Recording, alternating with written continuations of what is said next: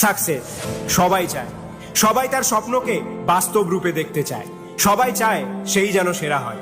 কিন্তু একটা কথা বলবো, এই সেরা হতে গেলে একটা মূল্য দিতে হয়, যেটা সবাই দিতে পারে না। হ্যাঁ, যন্ত্রণা আর ত্যাগ।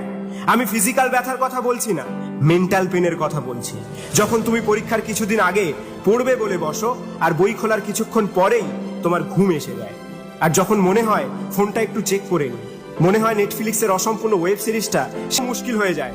আর তখন যখন তুমি ওইসব করার থেকে নিজেকে বাঁচাতে থাকো, মুখে ঠান্ডা জল দিয়ে আবার পড়তে বসো, যখন তোমার মাথার মধ্যে একটা মেন্টাল স্ট্রাগল চলতে থাকে, নিজেকে বাধা দেওয়ার, নিজেকে দিয়ে কাজ করিয়ে নেওয়ার, আর তখন যখন তোমার মধ্যে একটা কষ্ট অনুভূতি হয়, হ্যাঁ ওই মেন্টাল পেন, যখন তুমি সকালে উঠে এক্সারসাইজ করার কথা ভাবো, নিজের শরীরকে ফিট রাখার জেদ করে বসো, আর যখন সকাল 6টার সময় অ্যালার্ম বাজে, তখন ঘুম থেকে উঠতে তোমার মধ্যে যে অলসতা সৃষ্টি হয়, যখন তুমি বডির সাথে লড়াই করো, সেই কমফোর্টেবল বিছানা থেকে বেরিয়ে আসার চেষ্টা করো, নিজের মধ্যের অভ্যাসটাকে ভাঙতে গিয়ে নিজের মধ্যে যে কষ্ট হয়, সেই মেন্টাল পেন।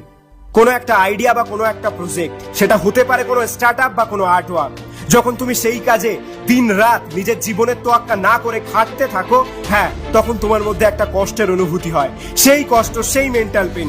যখন তোমার ঘুমানোর ইচ্ছা হয়, কিন্তু ক্যালেন্ডারের ডেডলাইন তোমাকে ঘুমোতে দেয় না, বিছানা থেকে উঠে বিছানাটাকে লাথি মেরে যখন তুমি আবার কাজ করতে শুরু করবে, তখন তোমার মধ্যে একটা কষ্টের অনুভূতি হবে। তখন তোমার সমস্ত বন্ধুরা কনসার্ট আর পার্টিতে এনজয় করবে, সোশ্যাল মিডিয়াতে নিজেদের সময় নষ্ট করবে, আর তোমাকেও সাথে নিয়ে যাওয়ার জন্য ফালতু বন্ধুত্বের দোহাই দেবে। আর সেই সময় যখন তুমি নিজেকে একটা ঘরের মধ্যে বন্দি রেখে সবাইকে বারণ করে দাও এবং পরীক্ষার জন্য প্রস্তুত হতে থাকো, দিন রাত পড়তে থাকো, সেই বিষয়টা পড়ো যে বিষয়টা তোমার ভালো লাগে, এবং সেই বিষয়ে দক্ষ হওয়ার জন্য যখন তুমি চেষ্টা করো, হ্যাঁ নিজের ভবিষ্যতের জন্য সেই ফালতু বন্ধুত্বের ত্যাগ শিখার, হ্যাঁ নিজের সমস্ত ভালোবাসা নিজের কাজে নিংড়ে দে, তারপরে দেখ নিজে এসে তোর দরজার সামনে দাঁড়াবে সাকসেস।